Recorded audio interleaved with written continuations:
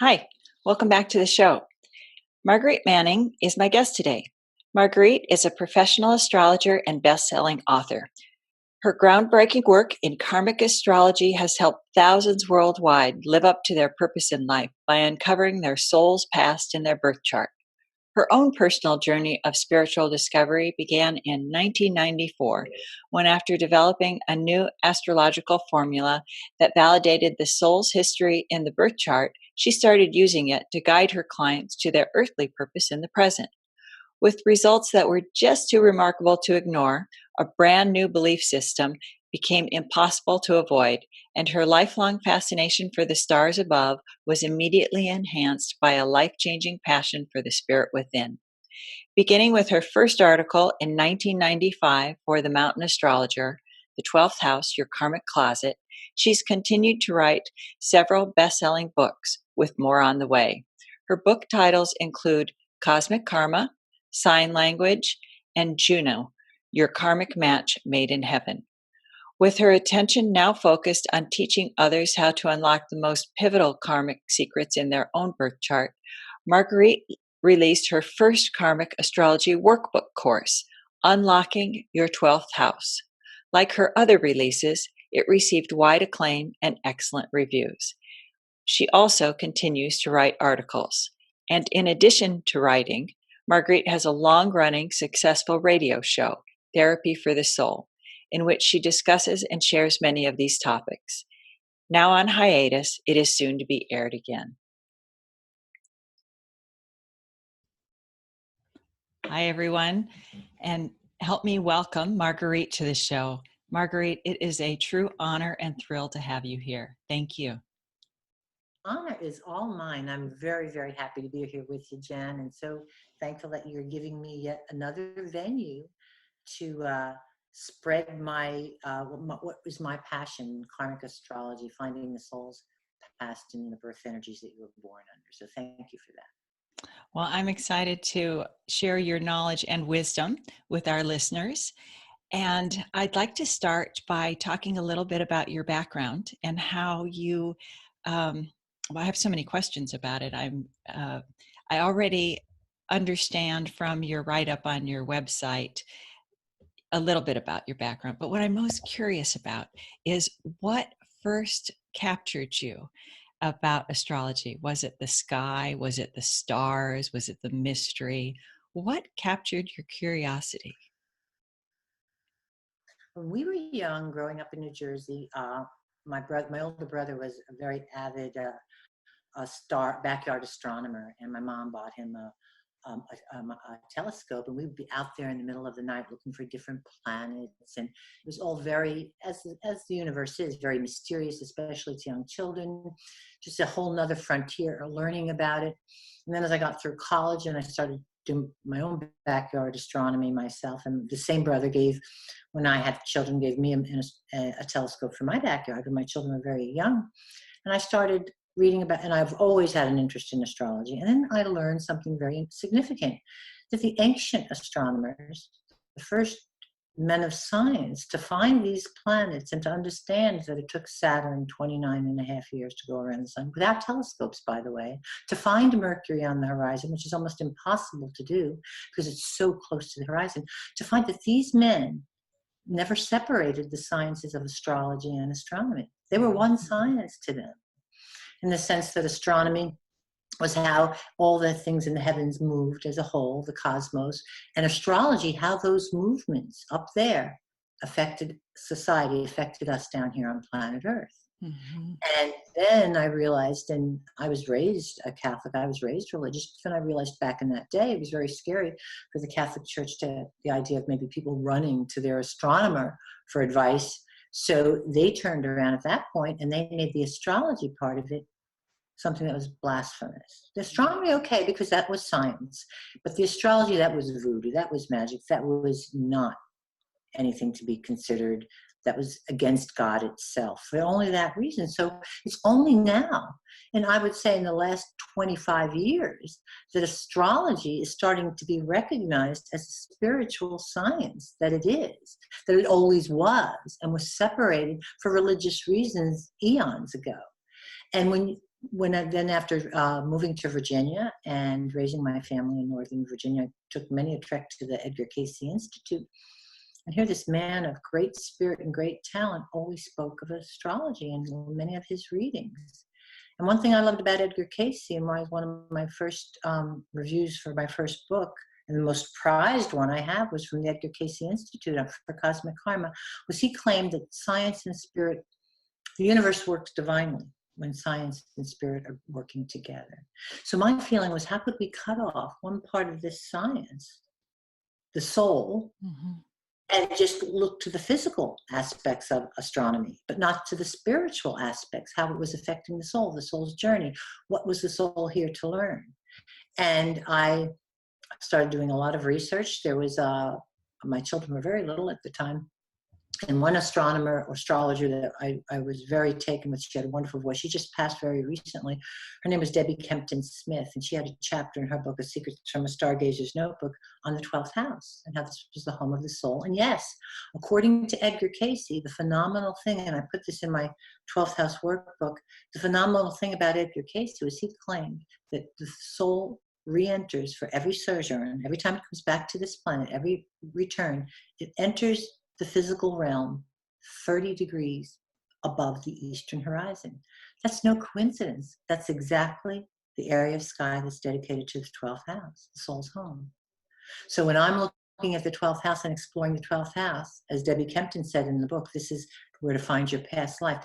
I'm seeing the contrails of the soul's last life, how it came in and what it brought with it, the baggage, the debris, the things that the soul suppressed on a conscious level to deal with this new life.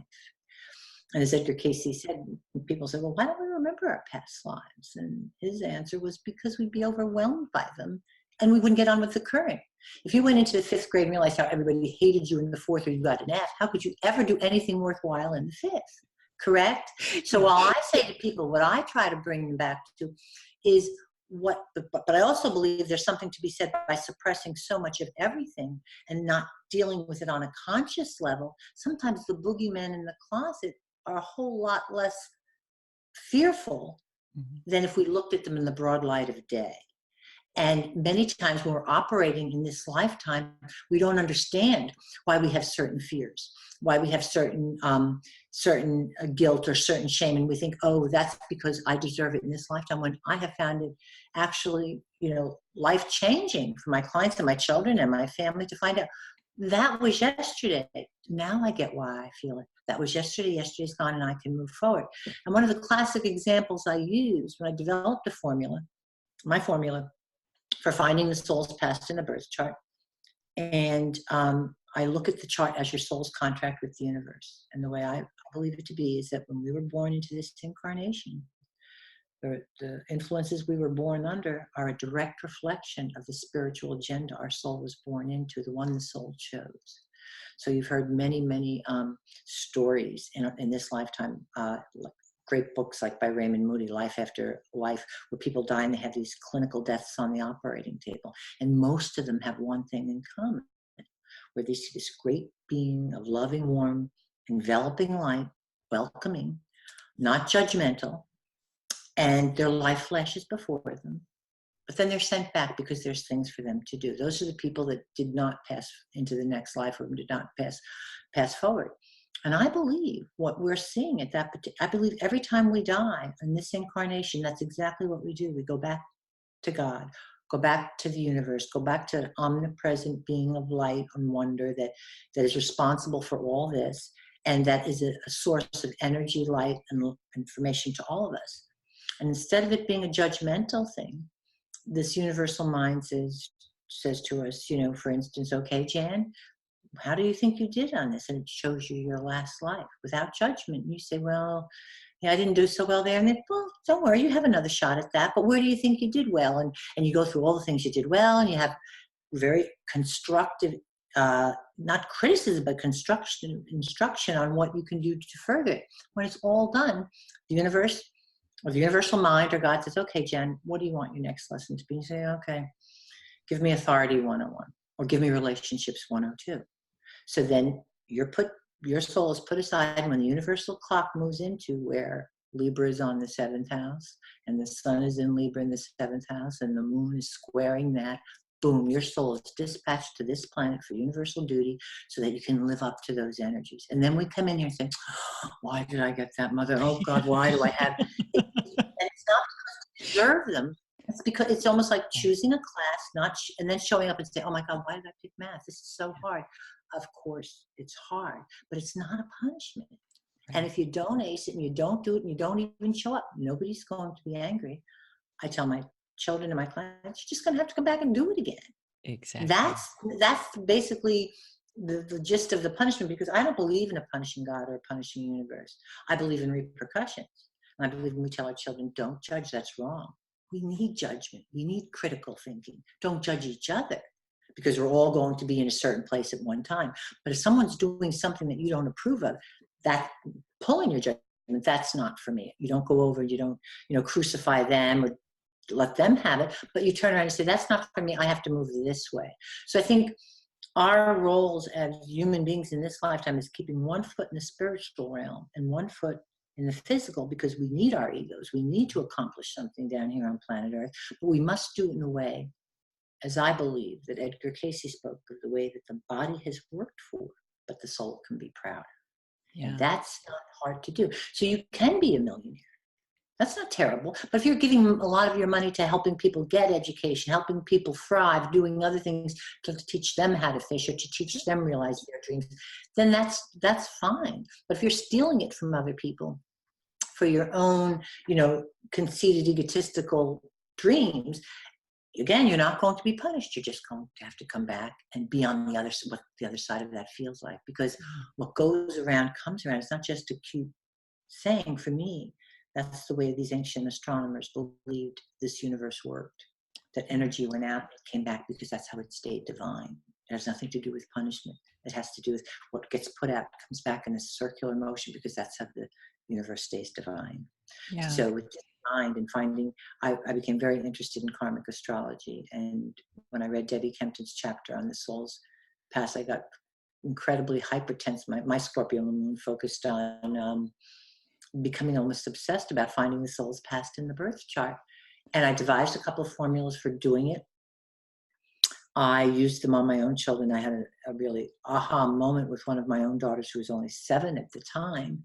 And then finding something in her birth chart where I'd speak about it many times, and I've had her permission. She was very young at the time. She was probably only about 7, going through a very 2 or 3 day period where she was lying about things, taking things out of the kitchen, hiding them under her bed. And I was tired of her getting in trouble. And I remember she went to bed early one night with her sister in the room, and I just had it with the punishment. And I went in, I was looking at her chart, and then I went into her and I said, Whitney, it's been a really rough day for you. Mommy's not happy with you and all this nonsense. And the little eyes were looking at me through in the dark. And I said, I don't like you going to bed like this. I love you. I don't like you going to bed unhappy. And I said, and based on what I pulled out of her 12th house, I said, I saw that she, in her previous lifetime, she had lost her mother and pretty much left to be on the streets, very much in an Oliver Twist kind of way, where she had to steal for things and, kind of take care of herself. And I thought certain transits were triggering this thing to the 12th house. So I purposely spoke to that. And I said, that was yesterday, long before you came to Daddy and I. This might have been your life, but it's not now. Look around. You have a full refrigerator. You have toys downstairs. You have a sister in the next bed, a grandma in the next room. There's no need for this. And when you show the universe you're not happy with the things that you have, you're not grateful, then for some reason they get taken away so that somebody else can have them that will be grateful. She just looked up at me. She said, okay, Mommy, I get it. And that next day behavior changed. It changed. That's what changed me.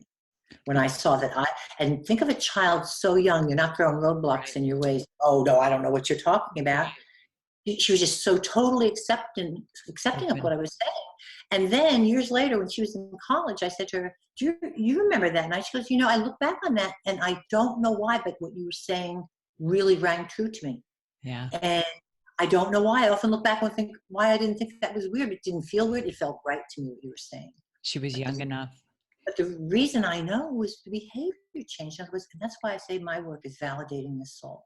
Saying you're not crazy for feeling this way, but it doesn't belong here. So when you're not crazy. Yeah. When you made that decision to go into, I want to get into details with your work. But before we get into your most recent book, which is the workbook that is so powerful for individuals to do on their own with your guidance, you that's the Cosmic Karma workbook. That's the 12th, unlocking your 12th 12th house. house. Excuse me. I want to So many. cover your earlier books also, because what I've found, and I read all your books thus far. I think you're working on a book right now that we want to talk about also. And there's a good reason your books are bestsellers. You write in such a clear way that for people, and I don't know if all of my listeners are adept at astrology or not, but regardless, anybody picking up your books would have an understanding of them from the way that you write. It's That's a remarkable. compliment. They're for beginners. I want them to bring people that I want people to understand their birth chart as much as they would their birth certificate. And I think it's really important. Oh, well, and I do have some understanding of astrology. And even if you have some understanding, it brings new levels because of how you connect the dots further. So it's powerful at all levels. Thank you so much, Jen. Yeah. So how did you, and I was very, very fascinated to hear how you um, got interested in the uh, cosmic karma. I can't talk clearly, obviously, today, but the beginning of astrology and the signs. Did you feel that work was necessary in order to lay the foundation, or did you? That's why. I Okay. Okay. And the reason that was my first book was because I always say the story is in the stars. This birth chart is broken up into three particular areas. One is the date of your birth, one is the time of your birth, and the other, which is really, really significant. The first was the day, the year, and the time of your birth, and the place of your birth. So the astrologers use three different rulers, and they'll take that day, that time, and that place of birth, and what the sky looked like directly above you from that birthplace at that moment in time is a snapshot of your soul's contract with the universe. So if you were born in Australia at the same time as you were born in New York, the sky would look very different. Mhm. So, and your agenda would be very different. But what I learned in karmic astrology is that we talk about sun signs and we talk about moon signs and it can be very, very confusing to people. But what I learned, and this is maybe getting into the weeds a little bit too much, but the precession of the equinox is when people talk about that the signs don't line up to our calendar. And I have a whole chapter in that in my book, Sign Language. And the reason for that is they were never supposed to permanently line up. I truly believe that the moment that they started clocking the movement of the stars against the solstices, they did line up. So on March 21st, 0 degree of Aries was right there. The North Star was there. Now, so many years later, that's not the case anymore. And I'm convinced because the constellations reflect the past. The constellations, the stars, the signs reflect our past. So that when we come into this incarnation, the sun sign that we have is an indication, as I say in Cosmic Karma, of our last earned degree. So if you come into this incarnation with the sun and Leo, you're not wonderful at having people revolve around you for your heat, light, and warmth because it's just a coincidence. You ace that degree in your last lifetime. You know how to bring out the best in people. You know how to lead because you aced that. So now you have this burning, beautiful degree in Leo. In Gemini, you aced communications and connecting information with people and ideas. So that's why you came into this incarnation with the sun in Gemini. If you came into this incarnation with your sun in Cancer, the same thing. You have you are a card-carrying nurturer. You know how to be, like I said yesterday, you have superior abilities to be intimate, and so on and so on. But that's just the sun. What do all the other influences in the signs say? They tell me a little bit about your past, good, bad, and indifferent, the good, bad, and the ugly, the talents from your last life. Mars, for instance, what made you get up? What today makes you get up off the couch and jump into the game? Mars is the planet of action, energy, and desire. Well, what's your Mars sign? That's how you earned that ability in your last lifetime. Where's your Mars house? That's what you said you were going to do with it in this lifetime. Mm-hmm. So but in order to understand what your agenda is now, you have to understand why you have those talents, why you have those fears, and why you have those guilts today, so that you can overcome them and step into that destiny that is yours. Mm-hmm. It is your destiny. But I think it's a whole lot easier. It was a whole lot easier for my daughter to understand that she was doing these things because of something that happened long ago, Mm-hmm. not because of something she was afraid of now. That and fear. That's why behavior changed. Yeah. Yeah. We don't know. We just think, oh my God, I just feel this need to do this. And we don't know why. But then we can say I always say, we want the soul in the bus with us when we're taking this journey, but we don't want it driving. Yeah. We want it there giving us, navigating and getting us, past to tap into our psychic ability and to tap into its that universal mind, which is all that abundant knowledge, energy, and information that we have access to. But we certainly don't want to drive in the bus down here in the real world, because the soul, as I said, has a penchant for the rear view mirror. It loves living in the past. It loves anything familiar. And that's why we'll get caught up in a lot of old stuff with old people, old relationships, because they're familiar. Mm-hmm. And that's why we need judgment. The soul is not discriminatory. It goes immediately to what makes it feel comfortable. Mm-hmm. And life on this planet, growth will never occur in our comfort zone. Yeah, exactly. Boy, that's what got me so excited about it. And then when I had such success with my own children, raising them and nurturing them, and all of my children were treated the same as far as what the rules were, but knowing how to communicate those rules to them depended on their Mercury sign. That's because your Mercury sign is how you learn to learn in your last lifetime. Mm-hmm. Or expecting to motivate them, I would look at their Mars sign. So that was really, really helpful, understanding where they came from in the past, where their fears were. And now my children are old enough, and they'll tease me, because with my moon in Scorpio, I don't care how old they are. When their plane lands, they're going to text me. When they get there, they're going to let me know. But I'm in Scorpio. Obviously, I lost children in a previous life, and they get it. It's like, okay, we'll do it. We get it with that. But I mean, it makes your relationships understandable. If you don't feel as if you're resentful of people's idiosyncrasies, you say, I get it. So I can do that for them, and they can do that for you. But it also especially with yourself, you can ground yourself and say, I'm not falling into that fear, not in this lifetime, because those fears, that guilt, and that shame keep us from moving forward with what we said we wanted to do in this lifetime. It always does. That's the most paralyzing thing to us accomplishing our goals, is not in this lifetime our purpose. Everyone has a purpose because they chose it. Mm-hmm. And the most paralyzing thing to that purpose are fear, guilt, and shame of thinking we don't deserve it because of something that happened yesterday. Mm-hmm. And in fact, the irony is that we're here to move past that, to show the universe, to show God, to show the universal mind that we can do it this time. And then when we're met with those same feelings, not realizing that, we feed into them again. There we are, back on that treadmill. Mm-hmm. And the same people, the same situations, the same fears into our life to take root again. And that's just human nature, because it is a very physical planet. It's really interesting. Edgar Cayce believed that there's a different kind of life on all the planets in our solar system, and this Earth is a physical one. On Venus, it's all about love. Neptune is all about spirituality. Mars is all about drive and ambition. Okay. Now we look with our physical being, we look on those things. We can't see the energy levels that he's talking about, right? But he says on every single one of them, like we might, according to him, and I truly have adopted many of his beliefs, is that we might not come back to this physical world for a couple of lifetimes, because we're evolving in other realms as well, spiritually. Mm-hmm.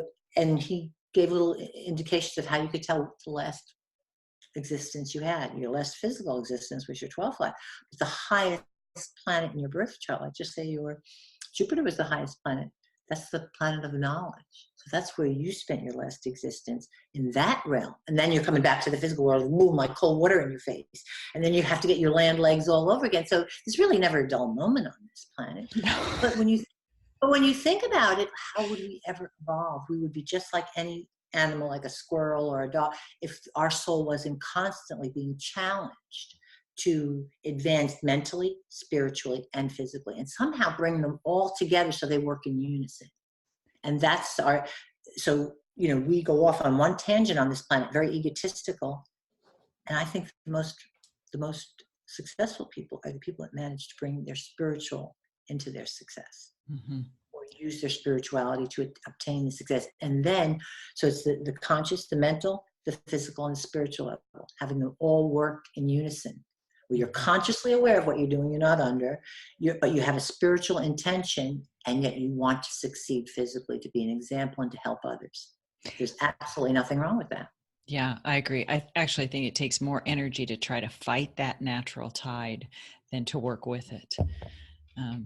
But and giving away your riches that's not being spiritual. no. To me, that's being fearful. It's much more difficult to be a successful, rich person and do something you're proud of with that than just give it away. Yeah. That doesn't mean giving it away is not good, Yeah. So your approach that you've been talking about both through your books and your workbook is one I referenced, but I'm so enamored with, actually, I think that's not too strong a word, is your teaching approach, because you do put the tools in the reader's hands. And I don't know if that's just a natural approach for you or if that was a conscious decision. But and I did your workbook, as you know, because I worked with you afterwards. It makes the entire process, and I've done my chart before with professional astrologers, but then to go through a workbook and unlock the 12th house with the workbook took it to a new level of understanding. I thought almost a higher perspective, right? Like looking down at the whole thing fitting together, right? Yeah, that's what excited me about the work. Yeah, it was really, really powerful. Was that something that you came to as you were developing your formulas? How did that decision come to you? To teach it, you mean, In Jan, that way? Yeah, through the workbook. That's how it affected me when I came up with the formulas, even in my own chart. Okay. And everybody has something on the 12th house because it's a house of loss. Mm-hmm. And that's why you're coming back into this life, to deal with that loss, to reclaim that loss, to take it on, to eliminate the fear that went with that loss, or the guilt, or the shame. So when I'm at the age now with my young children, probably about the age of 30, and I'm looking at these things that I did not like doing, I can understand now why, because of what I'm looking at in my last life and why I'm fearful of them, why I don't like them. It's very empowering to turn around and say, there's a reason for that. I'm just wired that way. And I think we do that. We think, oh, I'm not good at this, because we have a fear in it. But if we were able to face that fear and see how it started, maybe something that we didn't have anything to do with. Mm-hmm. Somebody else was throwing negative energy our way or obstructing us on purpose. We can turn around and all of a sudden we get our fighting spirit and say, wait a minute. It's your purpose in this lifetime. 9 times out of 10 is the one that you were not allowed to fulfill in your last lifetime for one reason or another. And you're getting a chance now to do just that. And that's really empowering. And it's kind of heady when you start going down that path. Mm-hmm. And it was.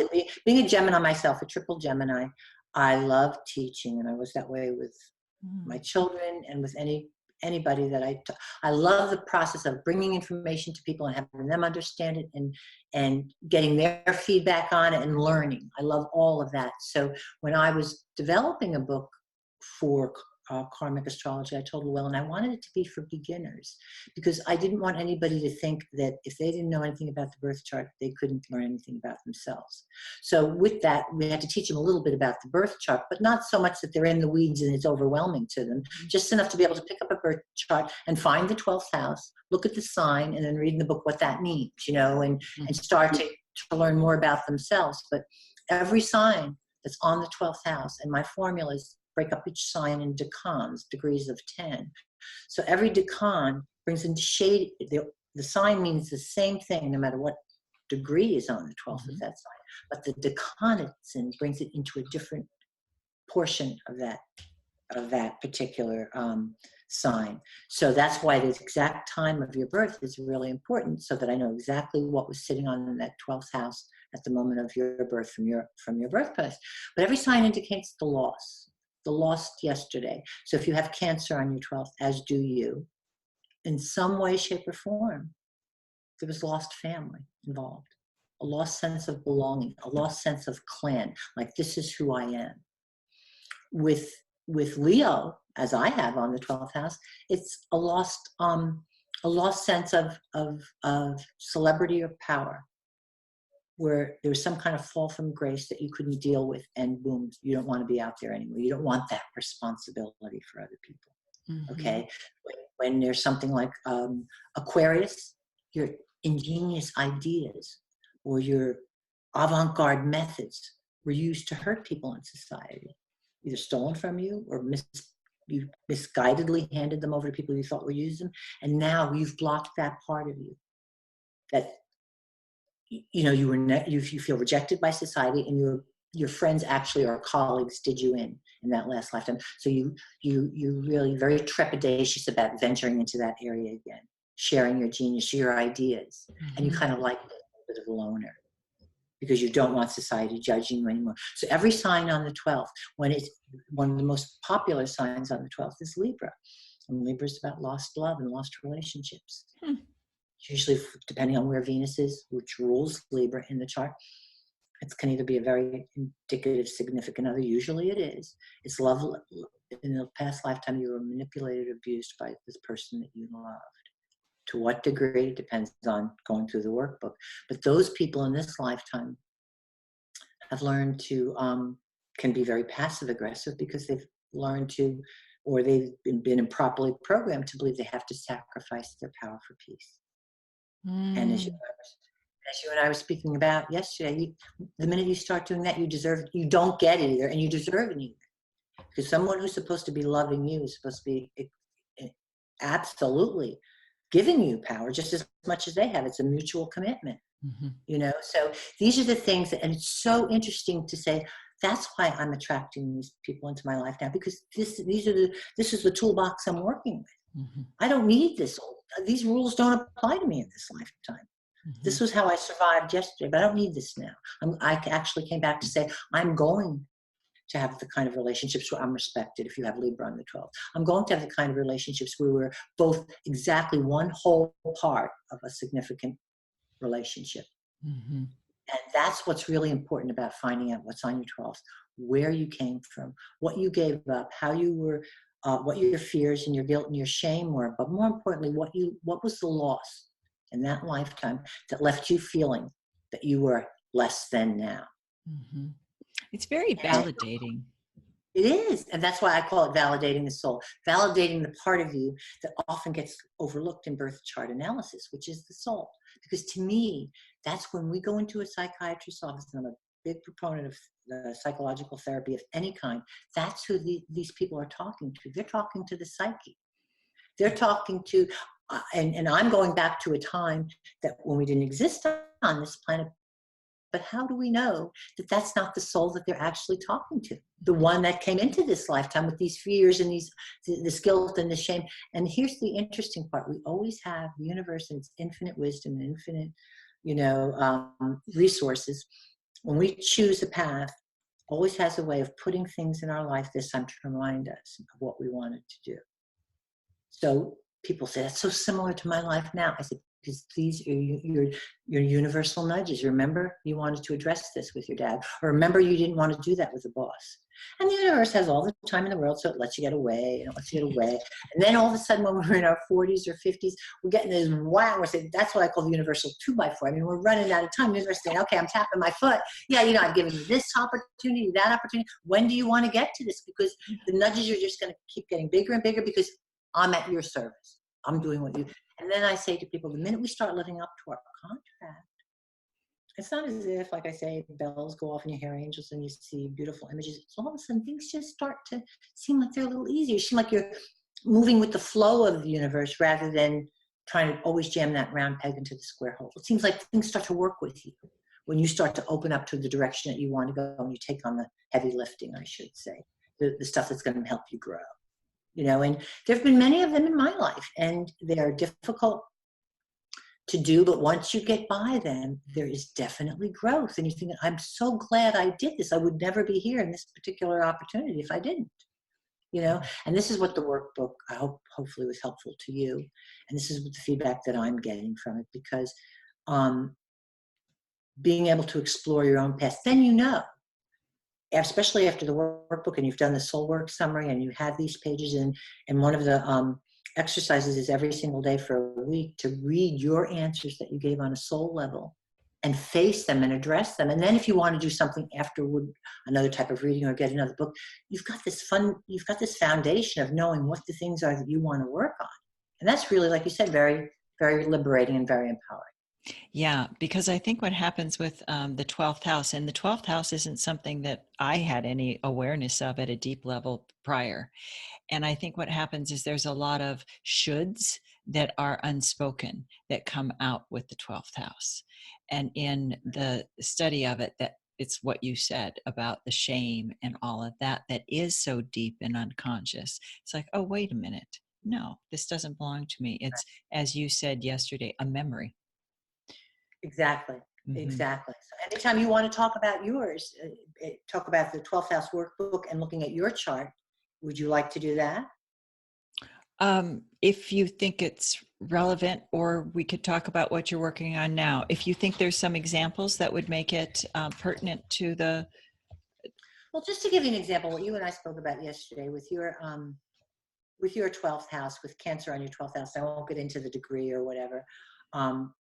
It was very clear from a soul perspective, not you, Jan, but your soul came into this incarnation feeling very isolated, Mhm. in the sense that that's who you were in your last lifetime. Your family, you had no ties to family. I truly believe, and I mentioned this to you, I didn't do an in-depth, I'm just looking at your 12th house workbook, but your mother died in childbirth. I don't believe she was married to your father at the time, but I think it was a very big deal. I think he was a very rich man and a very big deal. And you were sent to a way to be raised in a convent, which is where you learned a great deal of spirituality, a great deal of how to. I don't think you were very taken with the punishing aspects of this religion and this, I want to say convent, nunnery, or monastery, or religious organization. But because you were so psychic and so talented, you learned how to connect with spirit at a very, very young age. And you kind of formed your own sense of what religion would be and connecting to spirit. You called it talking to God, maybe, or angels, but you were connecting to spirit. I truly believe you might have even been connecting to the mother you lost without being aware of it, thinking of her, that person's maybe your guardian angel or the Holy Mother or something, but you, because you were very little. But I also feel that you were abused in this place, and this is what turned you into a survivor. But as a result, this level of evolution that you were able to attain by not having brothers and sisters and growing up in that kind of environment. There's also, I believe, a stepsister that kept you there, knew full well that you were the legal heir to your father, but kept you there because they were threatened by your talent, by your beauty, and by your ability to connect on such a spiritual level, to connect, to draw people to you, to solve problems, to connect with people. And you might, again, the mother in this lifetime, the father in that lifetime, the sister. I always tell people, be very aware that these energies might be back because they might have chosen to work things out this time too. But if they don't, and only you do, that's their issue. They just come back again and somebody else will be their teacher. But you are so higher minded. I know your soul wants to move beyond these things that held you back in your last lifetime. And I only found out after we had our session of what you actually do for a living. So you couldn't be more in the zone of what your soul wanted to do. And it couldn't have been an easy experience for you in this lifetime. Because I think I even said to you, did you feel that you had did you feel you had a soft place to fall? Did you feel a sense of belongingness? And another thing I say, that people who have Cancer or Capricorn on the 12th, one of your more noble missions in this lifetime is to mother the people that you're not related to. So quite often, these people don't have families or children of their own because on some level, the soul knows they're going to be spread on a much more global level. And I actually see a child of yours from that life coming back to you in this lifetime, but I see coming back to you more as an adult, somebody that you mentor or you coach or you're coming into, and a very strong bond being tied between the two of you. But there is severe loss as a mother and as a child in that lifetime. And you made the most of it, and your soul evolved. And I think the most hurtful thing for you in that lifetime, which I hope that you can understand now is your soul took it on then that there was something wrong with you. And I'm here to tell you that actually you were being put away because there was so much right about you. You were beautiful, you had the resources, and you were being put away to be taken out of the picture so other people could use your resources. Other people, I think I told you, I truly believe this father of yours, I'm not even sure if he was aware you were born.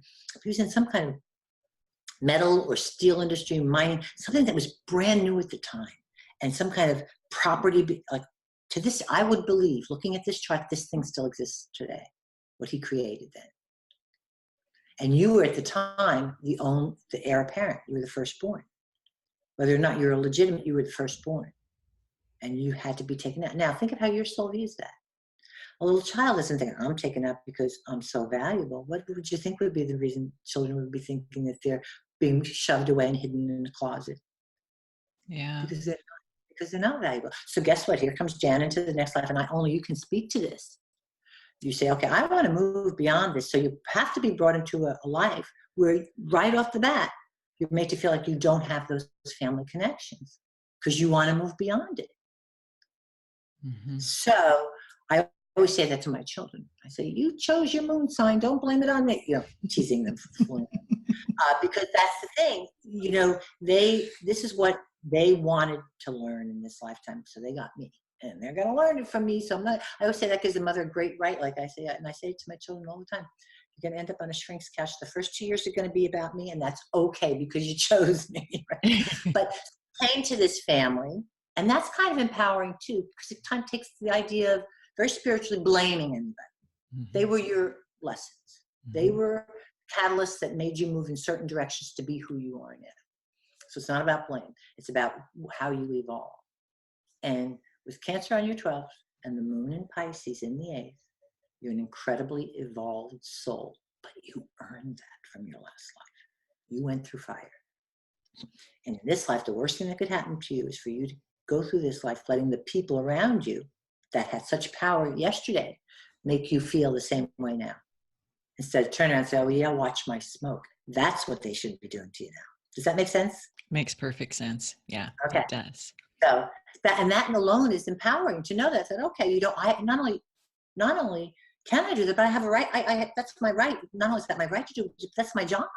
My job now. I told the universe I was going to move past this, but because we're all human, there's going to be something that does get in our cross somewhere in this life, makes us, and that will be our next 12th house, the next life, because we're constantly evolving. That's how we evolve.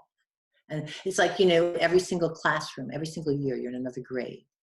It doesn't mean that you weren't great in that grade. It just means that there's so much more to learn. Mm-hmm. And you know. It's interesting, too, because I think of soul families and how we enter groups to learn lessons together. And it makes me want to see my dad in this lifetime. My parents are both gone now for quite a few years, but I'm curious to do my dad's chart. I don't even think I know his time of birth, but I would be curious because there are tie-ins from his lifetime here in terms of the business he had and the type of creative, forward-thinking man he was. You know what's interesting? That's so smart. You know what's interesting about that? I had a great relationship with my father in this lifetime. He died when I was fairly young. I would say I was in my 20s, so he never saw my children. He died very young, at the age of 59. I'm sorry. But in my last lifetime, when I did my chart, I was working on a spirituality kind of thing that was, just say astrology, astronomy, that was considered blasphemy. And in this particular lifetime, my father was a diehard, and in this life, my father was very religious too, and wanted no part of it. And I got angry. In this lifetime, I took my children. I had 2 of them at the time. I took my children and I left.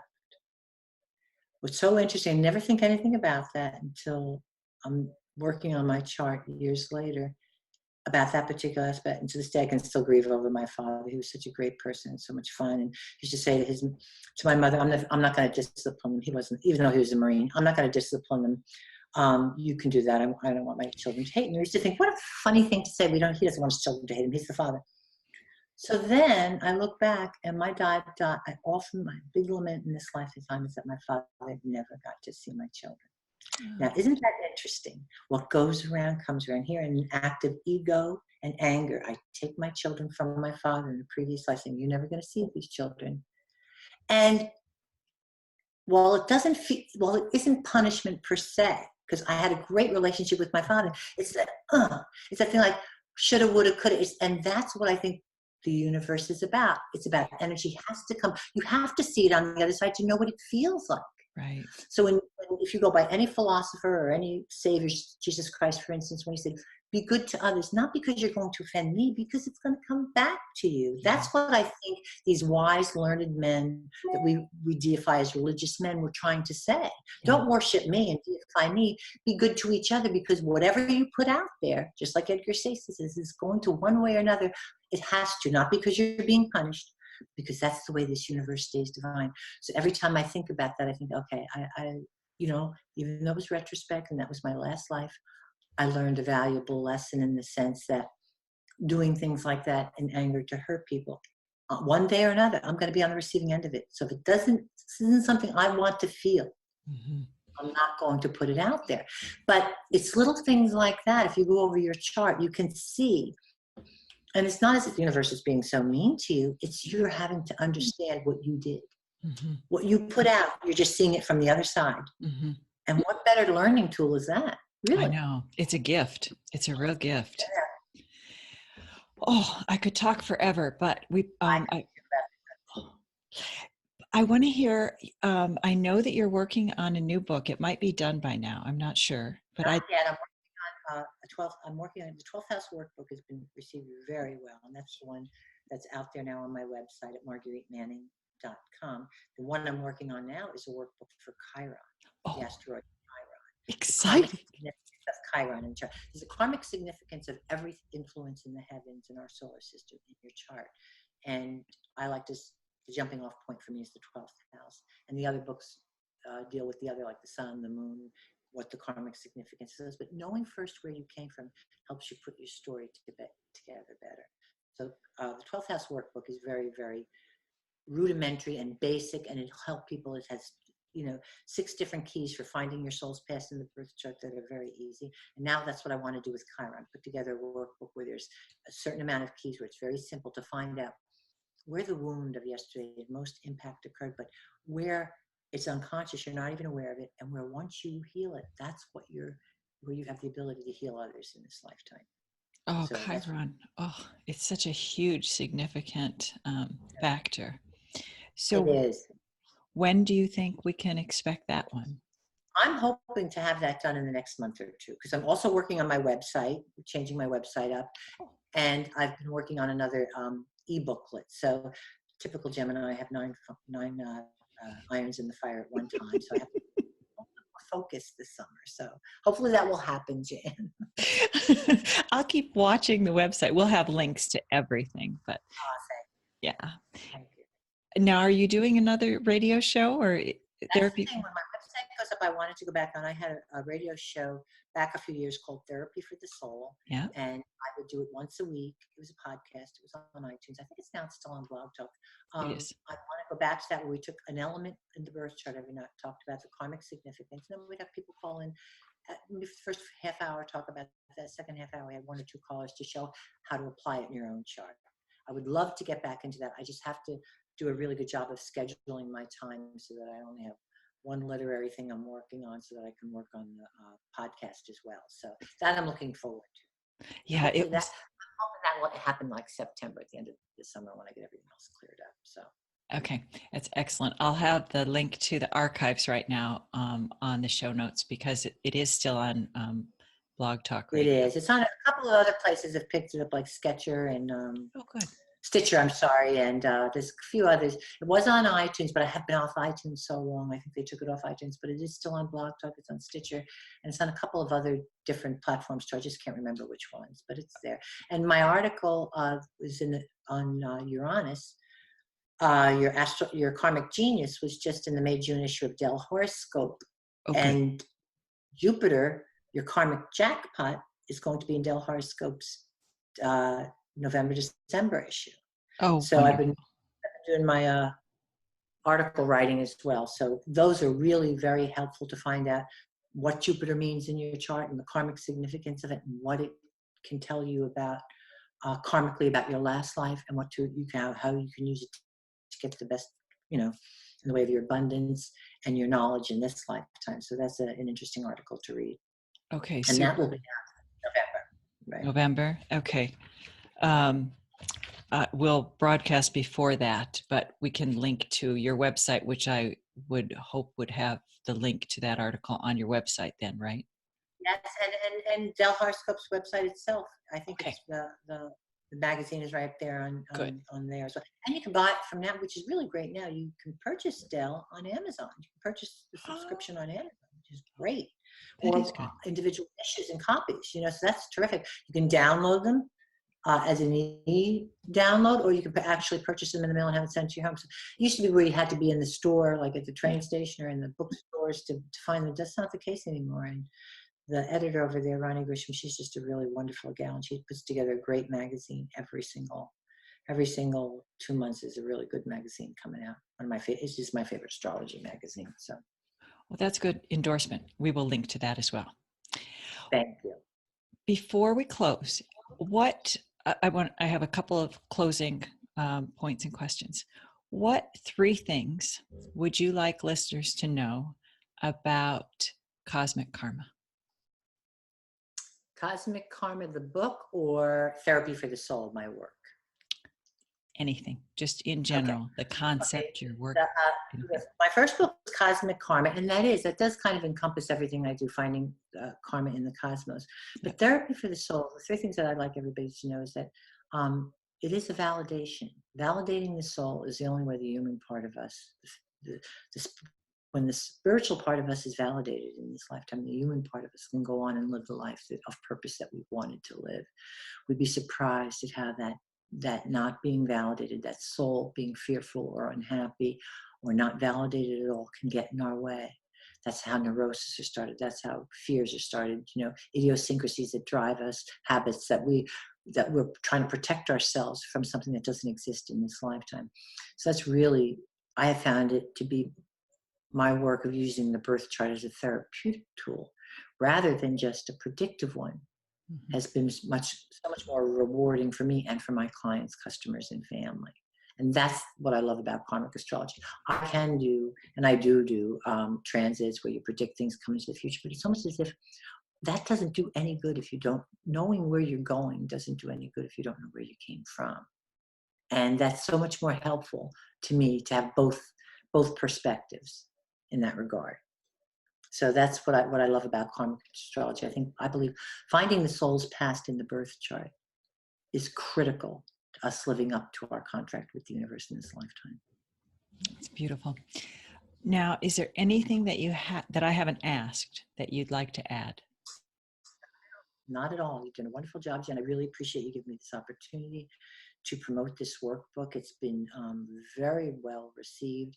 And I think the work that I do can be very intense. And sometimes, especially the larger karmic reads can be very pricey because a lot of work goes in before you even get a client on the phone. So I try all the time to have work available, information and learning available to my clients and followers at so many different price points. Mm-hmm. That's why the podcasts are free. The books on Amazon are all under $10, most of them.